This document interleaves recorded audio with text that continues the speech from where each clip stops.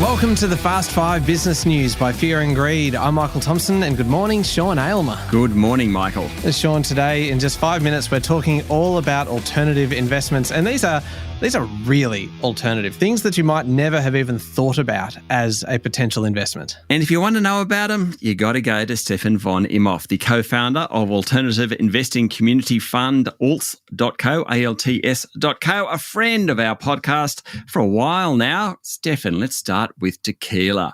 Is that a collectible? I don't know if it's a collectible, but tequila is the quintessential alternative investment. What we love about it is that it has the same appreciation properties as wine and whiskey in terms of it gets more valuable over time with age, but it only takes 1/4 of the time to mature. So, wine and whiskey can be decades until you really get the flavor and the price appreciation.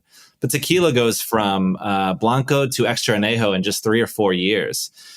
Combine that with rocketing demand, plummeting supply, and tequila is the fastest growing spirit in North America now with no sign of slowing down. Okay, now I think part of the issue with tequila is everyone drinks it so quickly, but how much are we talking about? Like an old bottle of tequila, what does that fetch? I mean, it depends on the bottle, of course, but it's definitely not unreasonable to get into the 4 and 5 figures even for rare bottles. Yeah, it's mostly.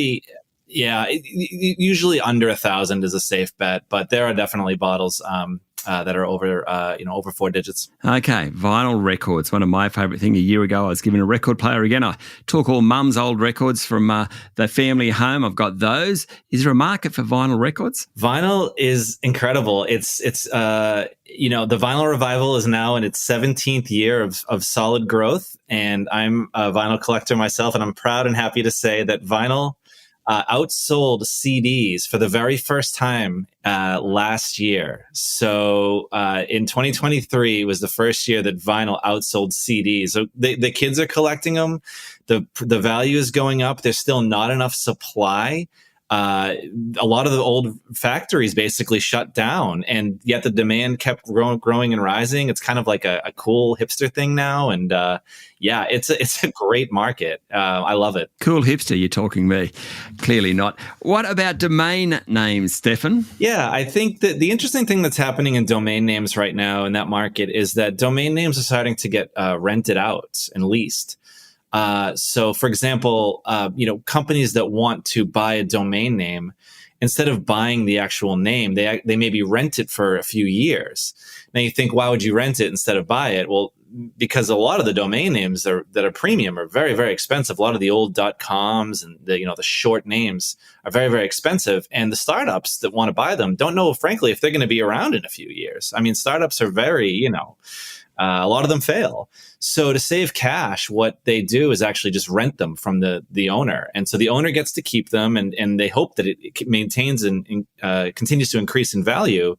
This way it can generate some income for them. And give the give the buyer an option to buy at the end of the lease, just like a car. Okay. Give me one more left field suggestion from alts.co, ALTS.co. Stefan, one more. Well, it may not be the sexiest alternative investment in the world, but I think people should be looking at rare earth metals. Also known as rare earth minerals or rare earths. This stuff has become critical to modern technology. That powers our smartphones, our semiconductors, magnets, flat screen TVs, batteries, electric car batteries, right? And it's not that they're not actually that rare in the world. This stuff isn't that tough to find. The problem is the refinement. And at the risk of getting into geopolitics, basically all the refinement is done in China or Southeast Asia now. And so like Australia, America, even Europe, they don't really do much refinement.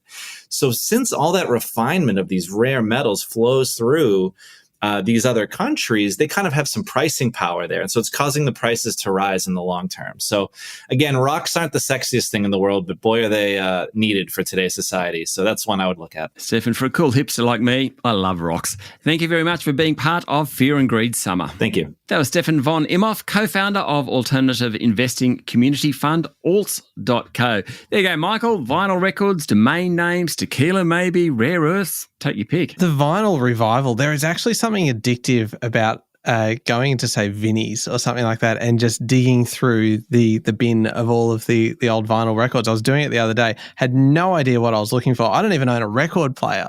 And so I feel like I need to do a little bit more research before I go trawling for a new record. Thank you very much, Sean. Thanks, Michael. And as always, you should get professional advice before making investment decisions. That's it for today. Make sure you hit follow on the podcast. There is a new episode every day. Regular business news back from January 15. I'm Michael Thompson, and that was the Fast 5 Business News by Fear and Greed.